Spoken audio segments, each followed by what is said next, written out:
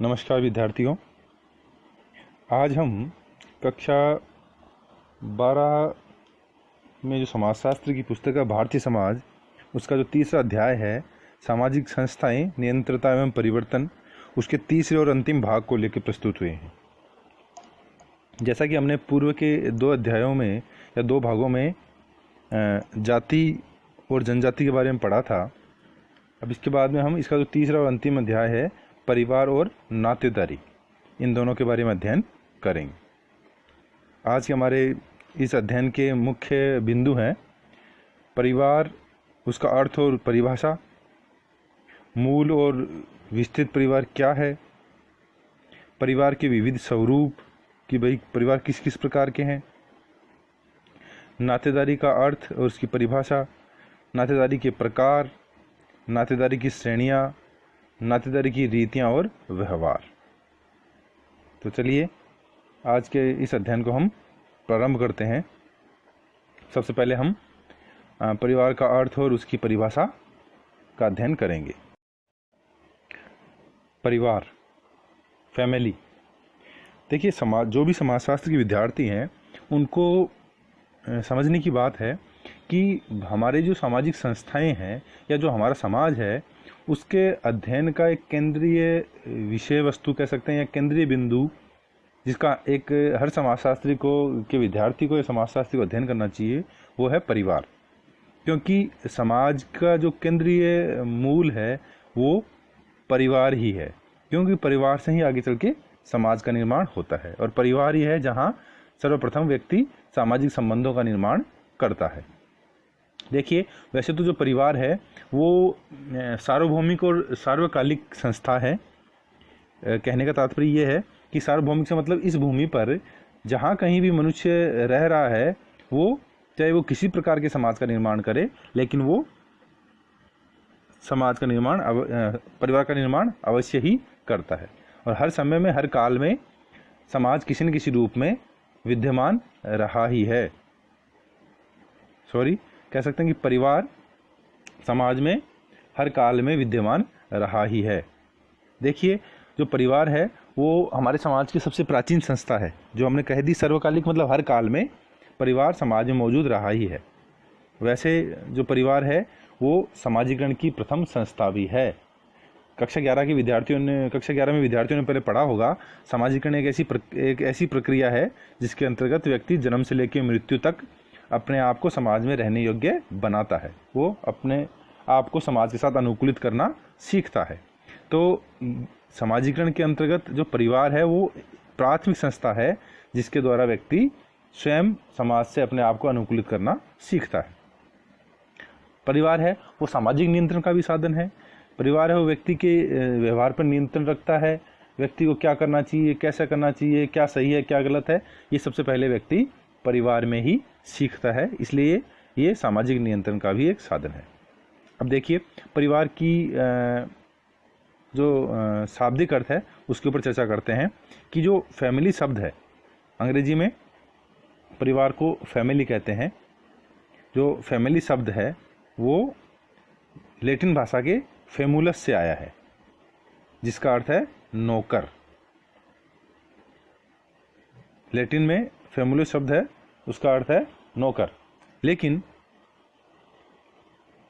ये जो फेमुलस शब्द है इसका सर्वप्रथम प्रयोग है वो एल्मर नामक के जो विद्वान थे, उन्होंने अपनी पुस्तक थी उनकी सोशियोलॉजी ऑफ फैमिली, परिवार का समाजशास्त्र, उसमें उन्होंने ये फेमुलस शब्द है सबसे पहले उन्होंने दिया था।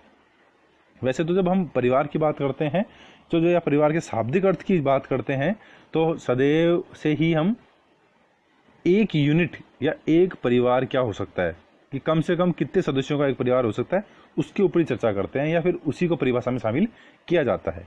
इसलिए फैमिली जो शब्द है उसका अगर हम अर्थ निकालें तो एक ऐसा समूह जिसमें माता पिता, उनके बच्चे और नौकर। देखिए, हमारे यहाँ भारत में माता पिता और उनके अविवाहित संतान है वो एक परिवार या एक परिवार की यूनिट माना जाता है। लेकिन लैटिन में या रोमन में जो फैमुलस है उसके अंतर्गत या उसमें एक परिवार का मतलब है माता पिता, उनके अविवाहित संतान और साथ में नौकर या दास। वो भी एक परिवार का ही हिस्सा माना जाता है। देखिए, मर्डॉक के अनुसार परिवार एक ऐसा समूह है जो विवाह, रक्त व गोद संबंधों पर आधारित है। मतलब ऐसे लोगों का समूह या तो जो आपस में रक्त संबंधी हैं या विवाह संबंधी हैं। रक्त संबंधी मतलब पिता पुत्र, भाई बहन, माता पिता, और विवाह संबंधी मतलब पति पत्नी, सास ससुर, या गोद संबंधी मतलब किसी बच्चे को गोद लिया गया है। तो इन संबंधों के आधार पर जो समूह बनता है उसे परिवार कहा गया है। अब देखिए, एक कोटेशन है जो अनेकों बार पूछी जाती है। बोगार्डस के अनुसार परिवार है वो प्रथम मानवीय पाठशाला है। व्यक्ति की प्रथम पाठशाला क्या है? परिवार ही है, या मानव की प्रथम पाठशाला परिवार ही है, ऐसा बोगार्डस ने कहा है। अब देखिए, एक बड़ा ही फेमस कोटेशन है चार्ल्स कूले का कि परिवार मानव स्वभाव की पोषिका या प्राथमिक पाठशाला है। परिवार मानव स्वभाव की पोषिका है, ये चार्ल्स कूले का एक बड़ा फेमस ही कोटेशन है जो ध्यान रखने योग्य है। अब देखिए, परिवार भावनात्मक लगाव वाली सबसे छोटी इकाई जिसमें विवाहित माता पिता और उनकी अविवाहित संतानें साथ साथ रहती हों, अर्थात 2 या उससे अधिक पीढ़ियां जब एक साथ रहती हैं तो ऐसे समूह को क्या कहते हैं? ऐसे समूह को परिवार कहा जाता है, जिसमें माता पिता और उनकी अविवाहित संतानें साथ साथ रहती हैं और जो भावनात्मक रूप से एक दूसरे से जुड़े हुए होते हैं, और जो सबसे छोटी इकाई है। हमने बात कही है कि एक यूनिट या एक परिवार में कम से कम माता पिता और उनकी अविवाहित संतानें होना आवश्यक है। अब देखिए, मैकाई और पेज ने क्या कहा है परिवार के बारे में? मैकाई और पेज ने कहा है, एक परिवार पर्याप्त निश्चित यौन संबंधों द्वारा परिभाषित एक ऐसा समूह है जो बच्चों के जनन व लालन पालन की व्यवस्था करता है।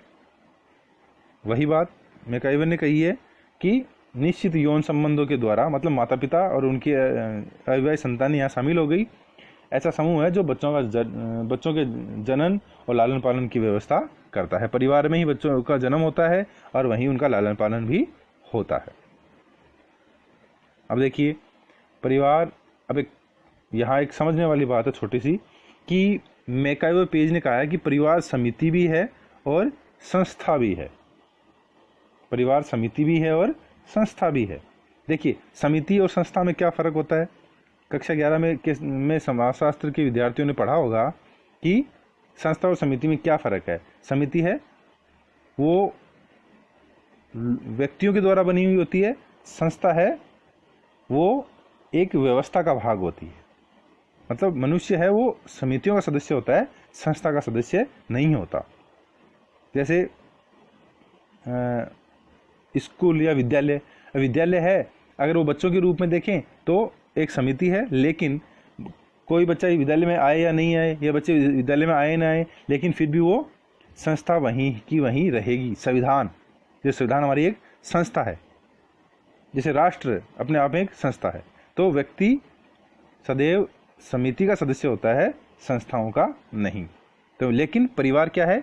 वो अगर परिवार के सदस्य के रूप में देखें तो परिवार एक समिति है, और जबकि अगर एक व्यवस्था के रूप में देखें तो परिवार एक संस्था है। क्योंकि अगर समाज में लोग आते हैं जाते हैं, लेकिन परिवार है वो सदैव बना रहता है। अगर किसी परिवार में किसी की मृत्यु हो गई तो भी परिवार वहीं रहेगा, पूरे परिवार की मृत्यु हो गई तो भी परिवार नामक संस्था रहेगी। मतलब इस समाज में वो एक संस्था के रूप में कार्य करेगी।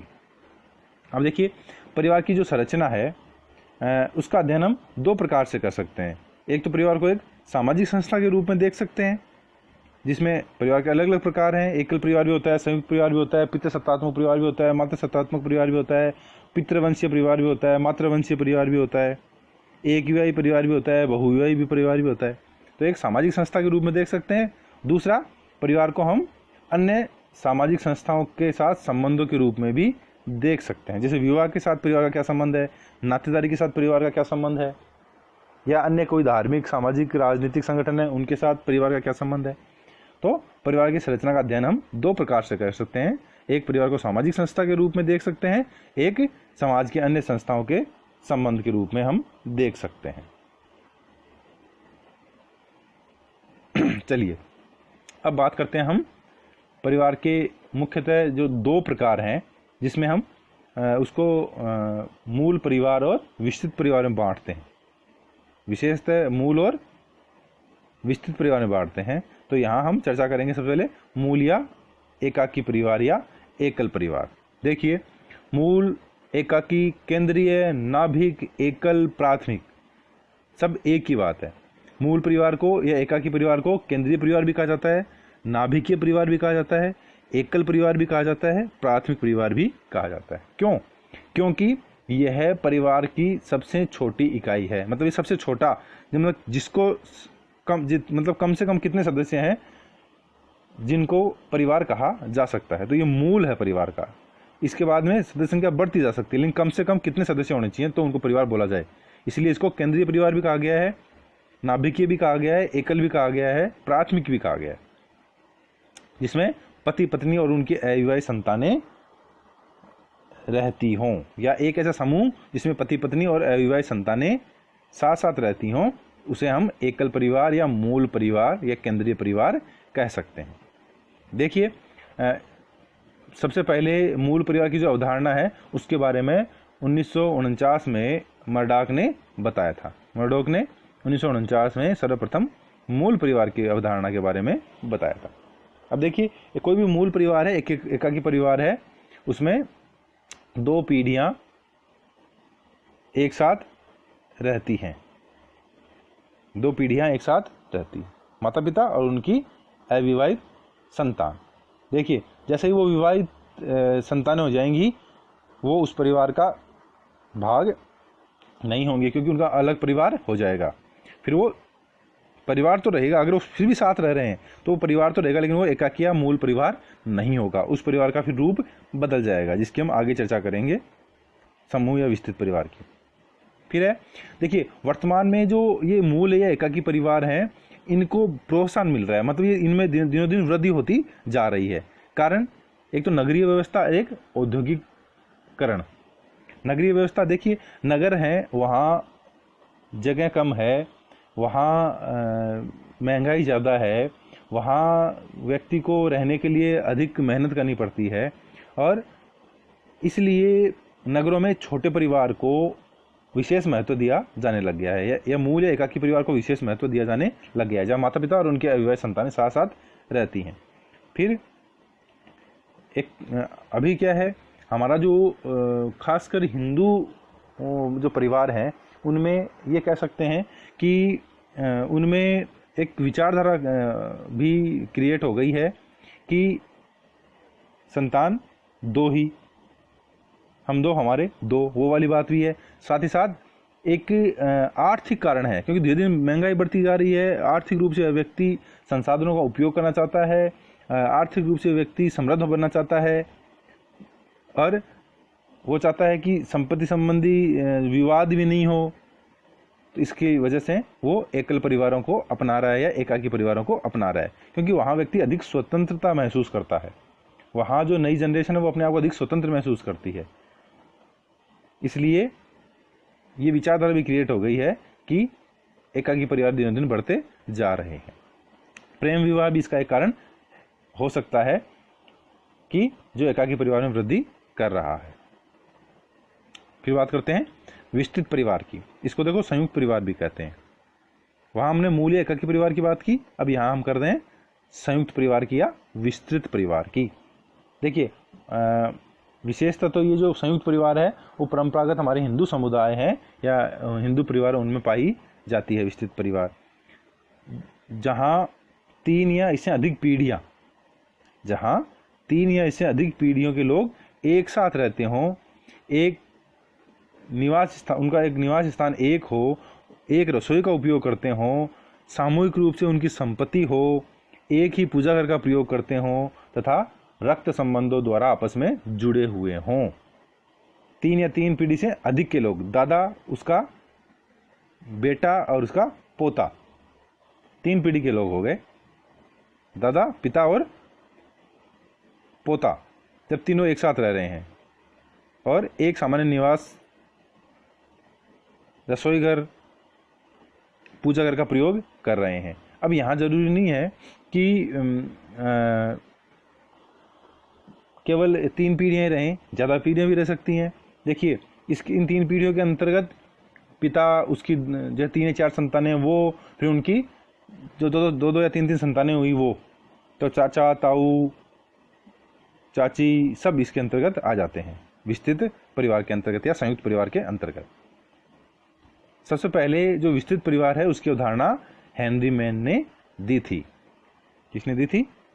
हेनरी मैन ने सर्वप्रथम इसकी अवधारणा दी थी। देखिए इसके अंतर्गत पति पत्नी व अविवाहित संतान एक ही छत के नीचे रहते हैं। मालाबार की जो नायर जनजाति है, मालाबार की जो नायर जनजाति है उसमें संयुक्त परिवार को थारवाड़ या तारवाड़ कहा जाता है। ये थोड़ा सा नोट करने वाली बात है, कई बार ऑब्जेक्टिव क्वेश्चन पूछ लेते हैं कि मालाबार के जो नायर है उनमें संयुक्त परिवार को या विस्तृत परिवार को किस नाम से पुकारा जाता है, तो उसको थारवाड़ या तारवाड़ कहा जाता है। चलिए आगे चलते हैं। देखिए कुर्ग जनजाति में संयुक्त परिवार को ओका, खासी जनजाति में संयुक्त परिवार को कुर, गारो जनजाति में संयुक्त परिवार को भद्दारी, और नंबूर्दी ब्राह्मण है जो दक्षिण भारत के नंबूर्दी ब्राह्मण है उनमें उसको इलम कहा जाता है। संयुक्त परिवार का जो नाम है कुर्ग जाति, मैसूर के जो हमने बात की थी एम एन श्रीनिवासन, जो मैसूर के कुर्ग गांव में कुर्ग जाति का अध्ययन किया था, तो वो लोग संयुक्त परिवार को ओका बोलते हैं, खासी जनजाति के लोग इसको कुर बोलते हैं, गारो जनजाति वाले इसको भद्दारी बोलते हैं, और दक्षिण भारत के जो नंबूर्दी ब्राह्मण है वो इसको इलम कहते हैं। चलिए अब हम परिवार के विभिन्न स्वरूपों का या प्रकारों का अध्ययन करते हैं। तो देखिए वैसे तो परिवारों के जब रूपों की चर्चा की जाती है तो 4 या 5 प्रकार से, संख्या के आधार पे, निवास स्थान के आधार पे, विवाह के आधार पे, सत्ता के आधार पे, वंश के आधार पे, इस प्रकार से परिवार के प्रकार बताए जाते हैं। तो मूलतः हम यहाँ प्रमुख जो परिवार के प्रकार हैं उनका अध्ययन करेंगे। देखिए संख्या या आकार के आधार पे केंद्रीय परिवार या संयुक्त परिवार। संख्या के आधार पे 2 प्रकार के परिवार होते हैं, केंद्रीय और संयुक्त परिवार। इनकी चर्चा हमने पहले कर ली है। ऊपर हमने जो एकल परिवार और विस्तृत परिवार पढ़े हैं वही यहाँ आए हैं संख्या और आकार के आधार पे। चलिए दूसरी चर्चा करते हैं निवास के आधार पे, रहने के आधार पे, या कोई व्यक्ति कोई परिवार का कोई जो समूह है लोगों का वो कहाँ रह रहा है उसके आधार पे भी हम परिवार का कह सकते हैं कि परिवार की रचना करते हैं। तो देखिए निवास के आधार पे है पहला पितृस्थानीय। पितृ यानी पिता, स्थानीय मतलब जहाँ पिता रह रहा हो, मतलब विवाह के पश्चात पति पत्नी जब पति के घर रहते हैं, विवाह के पश्चात पति पत्नी जब पति के घर जाके रहते हैं तो जो परिवार बनता है वो पितृस्थानीय परिवार कहलाता है। भील खरिया जनजाति में या अधिकांशतः भारत में हमारे यहाँ पितृस्थानीय परिवार ही होते हैं, विशेषकर भारत के अंतर्गत यही पितृस्थानीय परिवार पाए जाते हैं। दूसरा है मातृस्थानीय या इसको पत्नी स्थानिक परिवार भी कहते हैं। इसमें विवाह के पश्चात पति पत्नी है वो पत्नी के घर जाके रहते हैं। ठीक है, पितृस्थानीय में क्या था, विवाह के पश्चात पति पत्नी पति के घर जाके रह रहे थे, लेकिन यहाँ मातृस्थानीय में विवाह के पश्चात पति पत्नी पत्नी के घर जाके रहते हैं। तो भारत में नायर, गारो और खस जनजाति में या खासी जनजाति में मातृस्थानीय परिवार पाए जाते हैं, जहाँ विवाह के पश्चात पति पत्नी माँ के घर जाके, पत्नी के माँ के घर जाके रहते हैं। फिर तीसरा नवस्थानीय परिवार। नवस्थानीय विवाह के पश्चात पति पत्नी नए घर में, जो परिवार होएगा वो नवस्थानीय परिवार कहलाएगा, जहाँ पति पत्नी है वो विवाह के बाद में न तो पति के घर जाके रहेंगे न पत्नी के घर जाके रहेंगे, अपने नए मकान में ही या नए घर में ही नए परिवार का निर्माण करेंगे। फिर है मातुल्य या मामा स्थानीय परिवार। देखिए इसके बारे में बहुत बार पूछा जाता है, मामा स्थानीय या मातुल्य स्थानीय क्या है। विवाह के पश्चात पति पत्नी है वो पति के मामा के घर रहते हैं। देखिए ध्यान रखना, पति के मामा के घर, इसको मातुल्य या मामा स्थानीय परिवार कहते हैं। देखिए फिर चर्चा करते हैं अधिकार के आधार पे। फिर है अधिकार के आधार पे। तो अधिकार के आधार पे दो प्रकार के परिवार होते हैं, पितृसत्तात्मक और मातृसत्तात्मक। अधिकार का मतलब यहाँ आप ये भी कह सकते हो कि सत्ता के आधार पे या अधिकार के आधार पे। तो सत्ता के आधार पे दो प्रकार के परिवार हैं, पितृसत्तात्मक और मातृसत्तात्मक। पितृसत्तात्मक मतलब परिवार की जो सत्ता है वो पिता के हाथ में होगी, परिवार का मुखिया पिता होगा। मातृसत्तात्मक मतलब परिवार की मुखिया माता होगी या परिवार की सत्ता माता के हाथ में होगी। कहने का तात्पर्य है कि परिवार की मुखिया माँ होगी, माँ ही उस परिवार को चलाएगी। देखिए भारत में थारू, खासी, जयंतिया जनजाति में, वैसे तो भारत में जो नायर हैं उनमें भी ये पाए जाते हैं, और जो जयंतियाँ हैं, थारू है, खासी, असम की जो जनजातियाँ हैं इनमें भी, या पूर्वोत्तर भारत में हम कह सकते हैं। हमारे जो पूर्वोत्तर भारत है अधिकांशतः इस पूर्वोत्तर भारत में ये मातृसत्तात्मक परिवार ही पाए जाते हैं। असम, त्रिपुरा, नागालैंड, मेघालय, मिजोरम, इन क्षेत्रों के अंतर्गत ये मातृसत्तात्मक परिवार पाए जाते हैं। फिर है विवाह के आधार पे। देखिए विवाह के आधार पे अब जितने प्रकार के विवाह होते हैं उतने ही प्रकार के परिवार भी बन जाते हैं। देखिए मुख्यतः विवाह तीन प्रकार के होते हैं, एक विवाह, बहुविवाह और समूह विवाह। और इसी के आधार पे परिवार भी बन जाता है, एक विवाही परिवार, बहुविवाही परिवार और समूह विवाही परिवार। तो देखिए एक विवाही में एक पुरुष का एक समय में एक स्त्री से विवाह।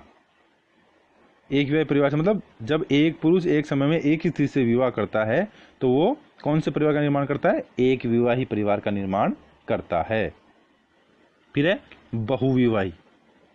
बहुविवाही मतलब एक पुरुष या स्त्री का एक समय में एक से अधिक स्त्री या पुरुषों से विवाह करना बहुविवाह कहलाता है। इनसे जो परिवार बनते हैं वो बहुविवाही परिवार होते हैं। अब देखिए बहुविवाह है वो भी दो प्रकार का होता है, बहुपति विवाह और बहुपत्नी विवाह। तो पहले चर्चा करते हैं बहुपति विवाह। जब एक स्त्री द्वारा एक समय में एक से अधिक पुरुषों से विवाह किया जाता है तो जो परिवार बनता है वो है बहुपति विवाही परिवार कहलाता है। बहुविवाह भी दो प्रकार के हैं, बहुपति और बहुपत्नी। तो हम पहले चर्चा कर रहे हैं बहुपति का, मतलब एक से अधिक पति होना, मतलब एक स्त्री एक से अधिक पुरुषों से एक समय में विवाह करती है तो जो परिवार बनता है वो बहुपति विवाही परिवार बनता है। अब बहुपति विवाही परिवार है वो भी दो प्रकार के हो सकते हैं, भ्रातक बहुपति विवाही और अभ्रातक बहुपति विवाही परिवार। भ्रातक बहुपति विवाह मतलब सारे के सारे भाई मिलके या दो से अधिक भाई मिलके जब एक स्त्री से विवाह कर लेते हैं, दो भाई हैं, तीन भाई हैं, चार भाई हैं, पांच भाई हैं, अगर वो पांचों मिलके या दोनों मिलके एक स्त्री से विवाह कर लेते हैं तो वो भ्रातक बहुपति विवाह कहलाता है। भारत में खस और टोडा जनजाति में प्रमुखतः ऐसे भ्रातक बहुपति विवाह होते हैं और ऐसे ही परिवार वहां बनते हैं। दूसरा है अभ्रातक बहुपति विवाह। अब जो पति हैं वो आपस में भाई नहीं है, मतलब दो या दो से अधिक पुरुषों द्वारा एक स्त्री से विवाह जब किया जाता है तो उससे जो परिवार बनता है वो अभ्रातक बहुपति विवाही परिवार बनता है। ये टोडा और नायर जनजाति में, भारत में टोडा और नायर जनजाति में दोनों प्रकार के भ्रातक और अभ्रातक दोनों पाए जाते हैं। चलिए फिर चर्चा करते हैं बहुपत्नी विवाह। बहुपत्नी विवाह की हमने ऊपर चर्चा कर ली। बहुपत्नी विवाह जब एक पुरुष द्वारा एक से अधिक स्त्रियों से विवाह किया जाता है तो वह परिवार बनता है बहुपत्नी विवाह परिवार। बहुपत्नी मतलब एक से अधिक पत्नियां। एक पुरुष एक से अधिक स्त्रियों के साथ एक समय में विवाह कर लेता है, ये कह सकते हैं कि एक पुरुष एक समय में एक से अधिक स्त्रियों से विवाह करता है तो वो बहुपत्नी विवाह कहलाता है और वो जो परिवार बनता है वो बहुपत्नी विवाही परिवार बनता है। भारत में जो नागा है, गोंड है, बेगा है, टोडा है या जो लूशे जनजाति है, इनमें ये परिवार पाए जाते हैं। ठीक है, फिर तीसरा बचा है समूह विवाह। जब पुरुषों का एक समूह स्त्रियों के एक समूह से विवाह करता है पुरुषों का एक समूह स्त्रियों के एक समूह से विवाह कर लेता है, जिसमें हर पुरुष हर स्त्री का पति बनता है और हर स्त्री हर पुरुष की पत्नी होती है, इसे समूह विवाही परिवार कहते हैं, या वो समूह विवाह से बने हुए परिवार कहलाते हैं। फिर बात करते हैं वंश के आधार पे। देखिए, वंश के आधार पे भी 3 प्रकार के हम परिवार बना सकते हैं, पितृवंशीय, मातृवंशीय और उभयवंशीय। मतलब परिवार का वंश पिता के नाम के आधार पर चलता हो तो वो परिवार कहलाते हैं पितृवंशीय परिवार, और इसमें पिता के पश्चात परिवार का मुखिया कौन बनता है? उस परिवार का बेटा बनता है। मतलब वो वंश है वो पिता के नाम से ही आगे बढ़ेगा। भारत में अधिकांश जो हमारे परिवार हैं वो पितृवंशीय परिवार ही पाए जाते हैं। खासकर उत्तर भारत और मध्य भारत में ज़्यादातर परिवार हैं वो पितृवंशीय परिवार ही हैं, जहाँ पिता ही परिवार का मुखिया है और उसके बाद में उसका बेटा ही उसका उत्तराधिकारी बनता है। फिर दूसरा है मातृवंशीय परिवार। परिवार का जो वंश है वो माता के नाम के आधार पर चलता है तथा माता ही परिवार की मुखिया होती है, और उसके पश्चात माँ के पश्चात उस परिवार की मुखिया उसकी बेटी बनती है। देखिए, जो मातृसत्तात्मक परिवार थे ना, वही क्या है? मातृवंशीय परिवार भी हैं, कह सकते हैं उनको हम। जो मातृसत्तात्मक है वही मातृवंशीय परिवार भी बनते हैं। भारत में नायर, खासी, गारो आदि जनजातियों में मातृवंशीय परिवार पाए जाते हैं। एक है फिर उभयवंशीय। उभय मतलब दोनों, माता और पिता दोनों के नाम के आधार पे वंश चलता है, उसे हम उभयवंशीय परिवार कहते हैं। चलिए अब देखिए, परिवार के प्रकार यहाँ पूरे हो गए हैं। अब हम चर्चा करते हैं परिवार के बदलते प्रतिमान के ऊपर। परिवार के बदलते प्रतिमान के वर्तमान में जो परिवार है वो उसमें कैसे परिवर्तन आ रहा है, वो परिवारों में परिवर्तन कैसे हो रहा है, या संयुक्त परिवार है या एकल परिवार है, वो किस प्रकार बदल रहे हैं, परिवार की संरचना में क्या परिवर्तन आ रहा है, उसके बारे में हम चर्चा करते हैं। तो देखिए, वर्तमान में जो कहा जाता था, देखिए मुख्यतः ये देखा गया है कि भारत में जो संयुक्त परिवार हैं वो धीरे धीरे एकल परिवारों में तब्दील होते जा रहे थे। लेकिन लास्ट के जो 4, 5 या 10 साल में हम एक ट्रेंड देख रहे हैं कि वापस अब जो एकल परिवार हैं धीरे धीरे संयुक्त परिवार में तब्दील होते जा रहे हैं, ये भी देखने में आ रहा है। अब देखिए, जो भारत में जो परिवार की जो ढांचे में जो परिवर्तन हो रहा है उसके पीछे प्रमुख कारण क्या क्या है? उसके पीछे कारण है औद्योगिकरण और नगरीकरण। नगरों का विकास हो रहा है, उद्योगों का विकास होता जा रहा है, व्यक्ति आर्थिक वस्तुओं का अधिक उपभोग करने की तरफ ध्यान आकर्षित कर रहा है। इसकी वजह से भी परिवार का स्वरूप बदलता जा रहा है। पश्चिम की शिक्षा, नवीन विचार और आधुनिक सोच, इन्होंने भी भारत में संयुक्त परिवार से एकल परिवार को बढ़ावा देने में महत्वपूर्ण भूमिका निभाई है। पश्चिम की शिक्षा और नवीन विचारों ने भी इसमें अपना सहयोग दिया है। साथ ही साथ परिवार में मनोवैज्ञानिक द्वंद्व, देखो संयुक्त परिवार है तो स्वाभाविक सी बात है, संयुक्त परिवार के अंतर्गत आपको अनेक सेक्रीफाइस करने पड़ते हैं, आपको अनेक अपने सामाजिक संबंधों को बनाए रखने के लिए अनेक प्रकार के समझौते करने पड़ते हैं, और आपके ऊपर मानसिक रूप से दबाव भी रहता है।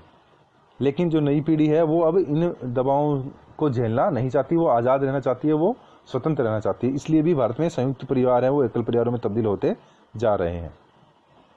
साथ ही साथ कुछ सामाजिक जो अधिनियम और कानून हैं वो भी भारत में इस परिवार की संरचना में परिवर्तन कर रहे हैं। जैसे हिंदू उत्तराधिकार अधिनियम 1929 है तथा स्त्रियों का संपत्ति पर अधिकार अधिनियम 1939 है। इन दोनों ने भी छोटे परिवारों को या एकल परिवारों को बढ़ावा दिया है। अब एक यहाँ प्रश्न उठता है कि भारत के जो परिवार हैं वो संयुक्त है या एकल है, या संयुक्त है तो पूर्ण रूपेण संयुक्त है या आंशिक रूप से संयुक्त है। तो देखिए, भारत के जो परिवारों को हम देखते हैं तो हमें समझ में आता है कि भारत के परिवार हैं वो वर्तमान में न तो पूर्णतः संयुक्त परिवार रहे हैं और न ही वो एकल परिवार रहे हैं। आज भी ये देखने में आया है कि अगर पुत्र है वो शहर में रह रहा है एकल परिवार उसने अपना वहाँ बना रखा है, लेकिन फिर भी वो अपनी जड़ें गांव में जमा के रखता है। फिर भी वो समय समय पर अपने मूल परिवार के साथ रहता है, फिर भी वो समय समय पर अपने गांव में जाता है, वो अपने जो उसके रक्त संबंधी उनसे मिलता है, शादी के समय या हमारे जो भात होता है उसके समय, या जो जो होली दिवाली है, या जो हमारे जितने धार्मिक क्रियाकलाप है उस समय, कर्म कांड है, उन सब में ये देखने में आता है कि आज भी हम संयुक्त परिवार की पद्धतियों को अपनाए हुए हैं। रहते हम एकल परिवार में हैं, नगर में हैं, लेकिन समय समय पे हम हमारे जो संयुक्त परिवार के अंतर्गत जो भी गतिविधियां होती है उन सब का पालन भी करते हैं। तो भारत का जो परिवार है वर्तमान में, हम उसको संयुक्त भी नहीं कह सकते और हम उसको एकल भी नहीं कह सकते। ये एक बीच की अवस्था है जो पूर्ण रूप में संयुक्त भी नहीं है और आंशिक रूप से भी नहीं है, दोनों के बीच की बात है।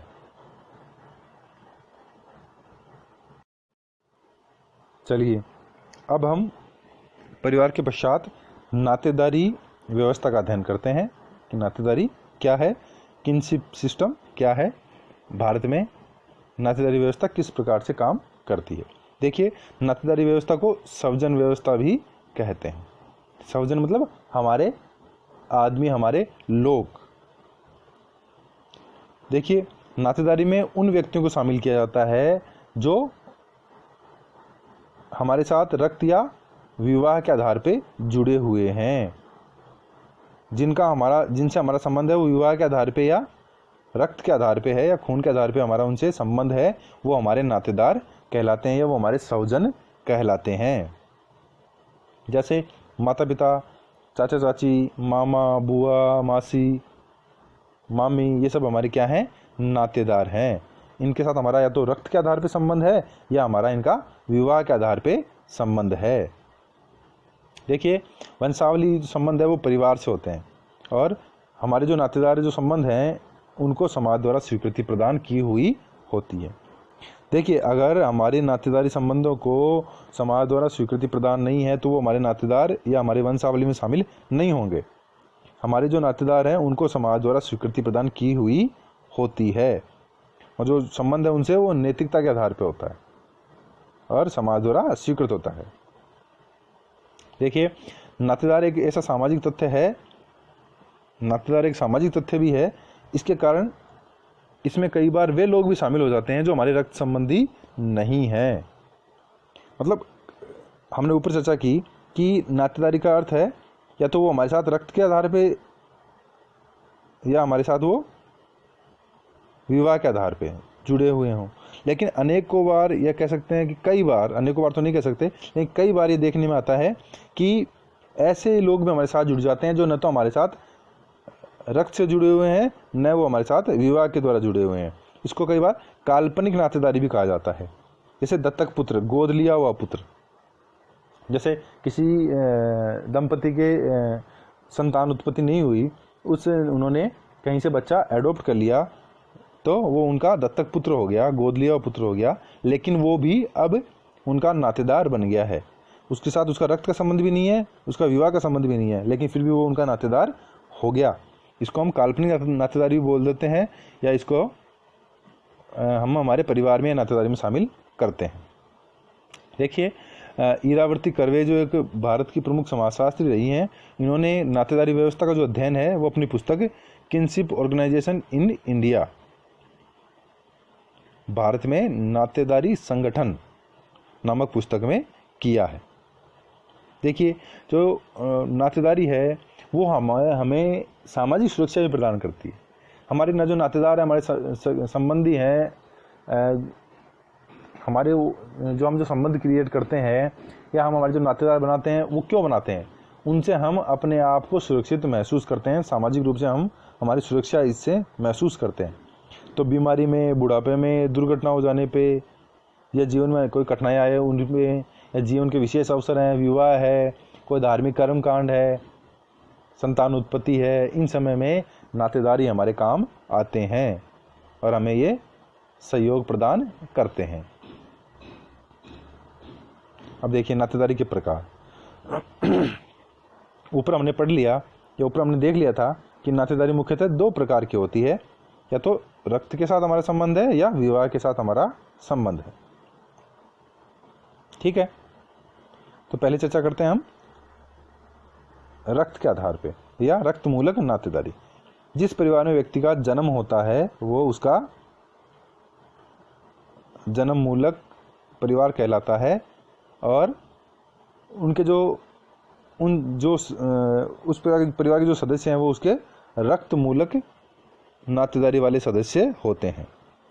जिस परिवार में व्यक्ति का जन्म होता है और उसके सदस्यों के साथ उसके रक्त के संबंध होते हैं वो उसकी रक्त मूलक नातेदारी कहलाती है।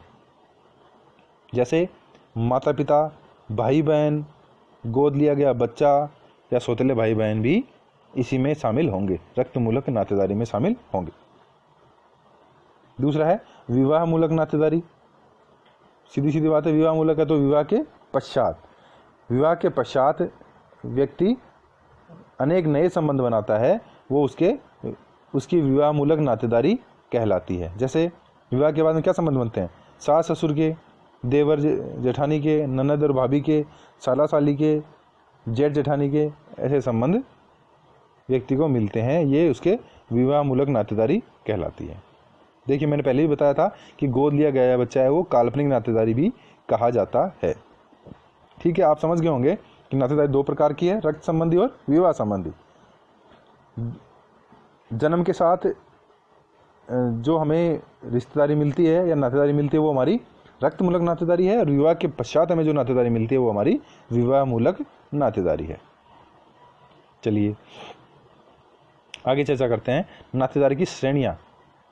हमने पहले भी चर्चा की थी कि मर्डाक है, उसने नातेदारी के बारे में और परिवार के बारे में बहुत विस्तार से वर्णन किया है। तो नातेदारी की प्रमुखतः 3 श्रेणियां हैं।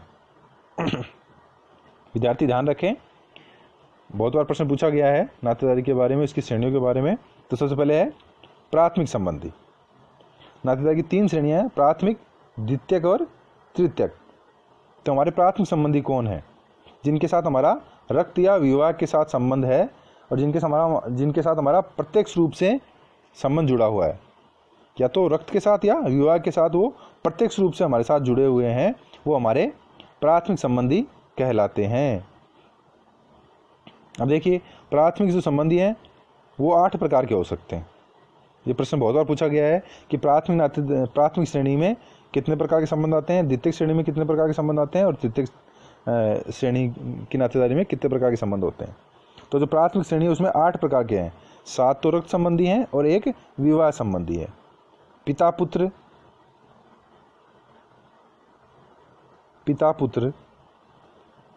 पुत्री, माता पुत्र, माता पुत्री, भाई बहन, भाई भाई, बहन बहन, इस प्रकार के 7 तो रक्त संबंधी और 1 विवाह संबंधी। सो देखिए यहाँ थोड़ा टाइपिंग एरर है, ये रक्त नहीं है, ये है विवाह संबंधी, पति और पत्नी। तो 7 तो रक्त संबंधी और 1 विवाह संबंधी। अब देखिए दूसरे प्रकार की जो नातेदारी की श्रेणी है वो है द्वितीयक संबंधी। द्वितीयक संबंधी कौन? प्राथमिक के प्राथमिक संबंध। मतलब ये जो हमारे प्राथमिक संबंधी हैं, इन प्राथमिक संबंधियों के भी प्राथमिक, मतलब आप अगर माने तो ये जो 8 संबंध हैं, ये हमारे जो 8 प्रकार के संबंध हैं, इनके जो प्राथमिक हैं, इनके जो 8 प्रकार के हैं, मतलब प्राथमिक का भी प्राथमिक, वो है हमारे द्वितीयक संबंधी। दादा दादी, नाना नानी, चाचा भतीजा, सास ससुर, साला साली, ये सब हमारे क्या हैं?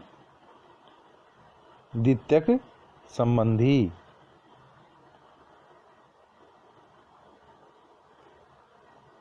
अब बचते हैं तृतीयक संबंधी। वैसे तो बहुत सिंपल है ये समझने के लिए। प्राथमिक जिनसे सीधा प्रत्यक्ष संबंध है, प्राथमिक के प्राथमिक, द्वितीयक संबंधी, और प्राथमिक के द्वितीयक या फिर द्वितीयक के प्राथमिक। अब देखिए इसको ऐसे भी समझ सकते हैं कि ये जो 8 थे, ये देखिए ये जो 8 थे, इनके प्राथमिक हमारे द्वितीयक जो कि 33 प्रकार के हैं, और इन 33 प्रकार के जो द्वितीयक हैं ये जो 33 प्रकार के, इनके प्राथमिक वो हमारे लिए तृतीयक, द्वितीयक के प्राथमिक या प्राथमिक के द्वितीयक, एक ही बात है, ठीक है। वो हमारे लिए तृतीयक संबंधी हैं। जैसे दादा के पिता, साले की पत्नी, बुआ का पति, हमारा फूफा, हमारा क्या है, तृतीयक संबंधी है। हमारे परदादा वो हमारे लिए द्वितीयक संबंधी हैं। साले की पत्नी वो हमारे लिए तृतीयक संबंधी है। देखिए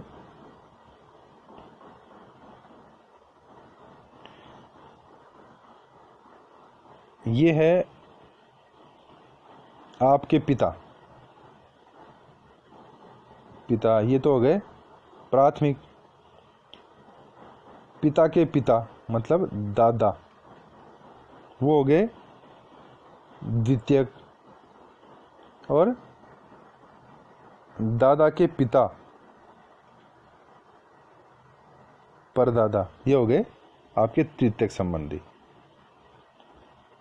ठीक है। इसको दूसरी तरीके से भी समझ सकते हैं कि पत्नी प्राथमिक संबंधी, पत्नी का भाई साला द्वितीयक संबंधी, और साले की पत्नी, साले की पत्नी वो आपकी तृतीयक संबंधी, ठीक है।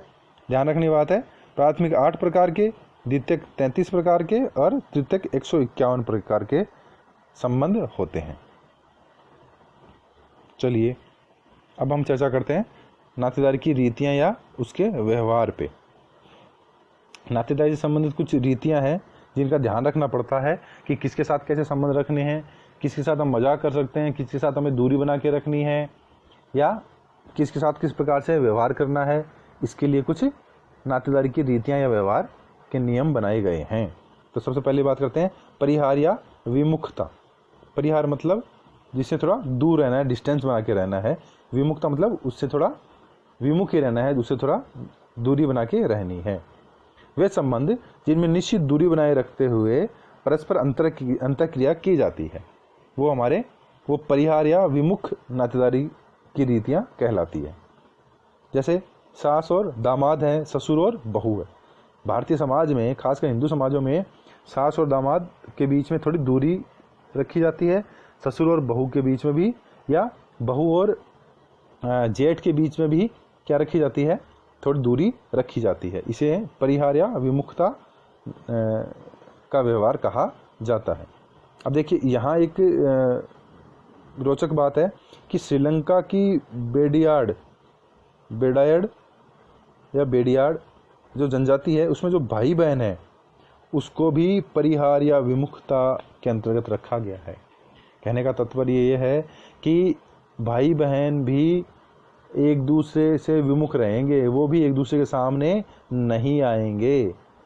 श्रीलंका की बेडायड जनजाति में ऐसा होता है कि भाई बहन भी आपस में आमने सामने नहीं आते हैं। ये अपवाद स्वरूप ही है वैसे तो, लेकिन रोचक है इसलिए बता दिया आपको। दूसरा है परिहास। परिहास मतलब मजाक या जोकिंग। वे संबंध जिनमें नातेदारों के मध्य घनिष्ठता व हंसी मजाक अपेक्षित है, कि मतलब जिन नातेदारों के साथ हम घनिष्ठ संबंध रख सकते हैं, हंसी मजाक भी कर सकते हैं, वो हमारे परिहास संबंध होते हैं। जैसे देवर भाभी के बीच में है, जीजा साली के बीच में है, जीजा साला के बीच में है, हंसी मजाक चलता रहता है, तो ये परिहास के या मजाक के संबंध होते हैं। अब तीसरा है, देखिए माध्यमिक संबोधन या अनुनामिता। अनुनामिता, जब दो नातेदार हैं वो आपस में एक दूसरे को नाम लेके नहीं पुकारते हैं, बल्कि मध्य के नाम से पुकारना, या यह कह सकते हैं कि बीच में किसी माध्यम को अपना के जब नाम पुकारते हैं तो वो माध्यमिक संबोधन कहलाता है। जब दो नातेदार हैं वो आपस में एक दूसरे का नाम नहीं बोलेंगे, बीच में किसी दूसरे का नाम बोल के ही क्या करेंगे, वो उसका संबोधन करेंगे। भारत में खासकर पति पत्नी हैं वो आपस में एक दूसरे का नाम नहीं लेते हैं। आप विद्यार्थी हैं, हम ग्रामीण परिवेश के रहने वाले विद्यार्थी भी काफ़ी हैं, वो सब समझते हैं इन चीज़ों को कि हमारे घर में जो हमारी माता जी है वो हमारे पिता का नाम सीधे नहीं लेती हैं, वो हमारा नाम बीच में लेके ही अपने पिता हमारा नाम लेके ही पिता को संबोधित करती हैं कि लाला के पिताजी या सुनील के पिताजी या रमेश के पिताजी, ऐसे जो पिता भी ये बोलते हैं रमेश की माँ, लाला की माँ, ऐसे। तो ये हो गया माध्यमिक संबोधन। अब देखिए एक अच्छी याद रखने वाली तथ्य है पितृश्रवस्य, पितृस्य या पितृश्रवस्य, ये भी एक तरीके का क्या है, रीति है नातेदारी की। इसके अंतर्गत पति की बहन को, मतलब बुआ को, पति की बहन को महत्व दिया जाता है। और पति की बहन है वो अपने भाई के बच्चों का लालन पालन करती है, उनका विवाह करती है और उनके ऊपर नियंत्रण रखती है। मतलब बुआ, जैसे मान लीजिए हम हैं तो हमारी बुआ वो क्या कहते, बहुत सारे ऐसे कुछ जनजातियों में ऐसे परिवार भी होते हैं, जैसे भारत में टोडा जनजाति है या मेलानेशिया की जो जनजातियां हैं उनमें यही प्रथा पाई जाती है कि विवाह के बाद में या विवाह से पहले ही जो भाई के जो बच्चे हैं उनकी जिम्मेदारी उनकी बुआ उठाती है और वही उनके परिवार की जिम्मेदारी उठाती है, वही उनका लालन पालन करती है। चलिए एक अंतिम नातेदारी का जो नियम है वो है सहप्रसविता या सहकष्टी या कुवेद प्रथा। देखिए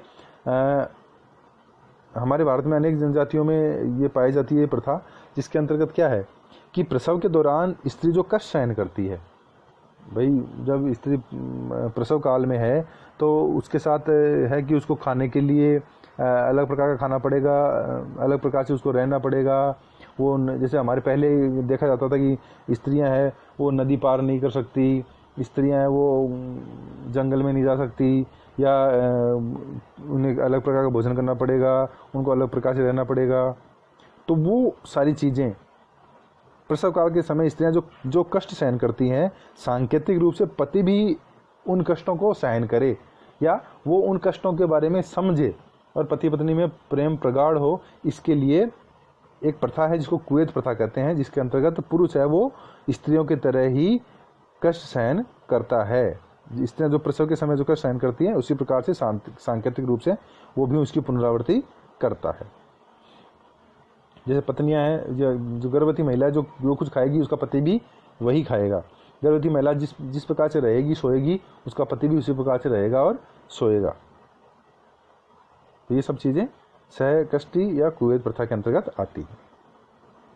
चलिए अब हम इस अध्याय का कुछ छोटा सा अंतिम एक टॉपिक बचा है, जिसके अंतर्गत हम पूर्वोत्तर भारत की बात करते हैं, जिसके अंतर्गत पूर्वोत्तर भारत की खासी और जैनतिया जनजाति की बात करते हैं कि उनके ऊपर एक अधिनियम लागू होता है। हमारा जो पूर्वोत्तर भारत है उसकी जो खासी और जैनतिया जनजाति है उसके लिए एक अधिनियम बनाया हुआ था, मेघालय उत्तराधिकार अधिनियम 1986। देखिए इसमें ये अधिनियम है वो ये कहता है कि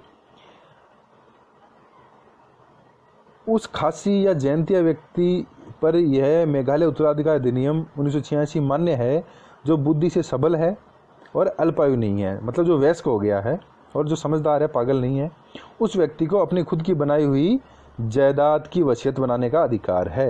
अगर उस व्यक्ति ने कोई भी संपत्ति क्रिएट की है अपनी तो वो अपनी वसीयत बना सकता है। अब देखिए ये बात कहाँ से आई है कि उस व्यक्ति को अपनी वसीयत बनाने की जरूरत पड़ती है। कारण इन जनजातियों में मात्र सत्तात्मक परिवार पाए जाते हैं। देखिए एक बात समझने की है कि हमने पहले बात की थी कि पूर्वोत्तर भारत में अधिकांश है मेघालय है, मणिपुर है, नागालैंड है, त्रिपुरा है, इन पूर्वोत्तर भारत में अधिकांश है मात्र सत्तात्मक या मात्र वंशीय परिवार पाए जाते हैं। अब इन मात्र सत्तात्मक और मात्र वंशीय परिवारों की वजह से वहाँ परिवार के ऊपर नियंत्रण किसका चलता है? माता का चलता है, और माता की संपत्ति के ऊपर उसकी बेटी का अधिकार होता है। अब उसकी वजह से क्या है, अनेकों बार देखा गया है कि जो पुरुष है वो अपने आप को ऐसा महसूस करता है, कई बार पुरुष को लगता है कि मेरा शोषण हो रहा है, एक बार अभी 5-6 साल पहले कोर्ट में एक केस भी चला था कि महिलाओं के द्वारा हमारा शोषण हो रहा है, इसीलिए ऐसे अनेक अधिनियम बनाए गए हैं जिसके अंतर्गत पुरुषों का शोषण नहीं हो। इसी में एक ये है मेघालय उत्तराधिकार अधिनियम 1986। अब देखिए, इन खासी और जयंतिया जनजातियों के साथ कुछ और भी दिक्कतें हैं कि खासी मातृवंश पुरुषों के लिए भूमिका द्वंद्व की स्थिति उत्पन्न कर देता है। मैंने बात कही थी कि यहाँ मातृवंशीय परिवार है, परिवार की मुखिया माता होगी, उसके बाद में उसकी पुत्री होगी। लेकिन यहाँ एक चीज़ ये है कि माता के बाद में उसकी बेटी संपत्ति की उत्तराधिकारी तो बनेगी, लेकिन परिवार के जो निर्णय लेगी वो उन निर्णयों में उसके मामा की भागीदारी पूर्ण रूपेण होगी। मतलब माँ से बेटी के पास, माँ से बेटी को मिल गया परिवार का सारा अधिकार, लेकिन पीछे से उसका मामा उसके परिवार पे नियंत्रण रखेगा। अब उसका मामा है, उसके निर्णय उसके परिवार में प्रमुख रूप से माने जाएंगे। वो कोई भी निर्णय लेगी तो मामा से पूछ कर ही लेगी। अब यहाँ दिक्कत ये क्रिएट हो जाती है पुरुषों के साथ, वहाँ के पुरुषों के साथ खासी या जयंती जनजातियों में, कि मामा है वो अपने भांजी के परिवार की रक्षा करे, उसका लालन पालन करे, या उसकी संपत्ति की रक्षा करे, या फिर अपने परिवार की जिम्मेदारी उठाए। इसलिए उसके सामने क्या आती है, भूमिका द्वंद्व की स्थिति उत्पन्न हो जाती है कि वो अपने परिवार को संभाले या फिर अपनी भांजी के परिवार को संभाले। जबकि यहाँ इन जनजातियों में ये खास कर है कि भाई माता के बाद में उसकी बेटी परिवार के को चलाएगी, उसकी सत्ता उसकी बेटी के पास आ जाएगी, वो वंश भी उसके नाम से चलेगा, लेकिन उसके मामा का निर्णय भी उस परिवार में माना जाएगा। उस बेटी को उसके मामा की जो बातें हैं या जो मामा के अधिकार हैं उनको भी मानना पड़ेगा, उससे पूछ के कोई निर्णय लेना पड़ेगा। इसी की वजह से मातृवंशीय व्यवस्था में जो खासी समाज है उसमें शक्ति व सत्ता पुरुषों के हाथ में ही रहती है। परिवार तो मात्र सत्तात्मक है या मातृवंशीय है, लेकिन सत्ता घूम फिर के किसके हाथ में आ जाती है, पुरुष के हाथ में आ जाती है, क्योंकि उसका मामा है। उस लड़की को अपने मामा से पूछ कर ही निर्णय लेने होंगे, इसलिए घूम फिर के सत्ता किसके हाथ में आ जाती है, पुरुष के हाथ में ही आ जाती है। चलिए, आज का ये अध्याय है ये पूरा हो गया है, ये टॉपिक भी पूरा हो गया है। इससे संबंधित जो महत्वपूर्ण प्रश्न हैं उनकी चर्चा भी हम आगे करेंगे। एक नए टॉपिक और एक नए लेसन के साथ फिर उपस्थित होंगे। तब तक के लिए बहुत बहुत धन्यवाद।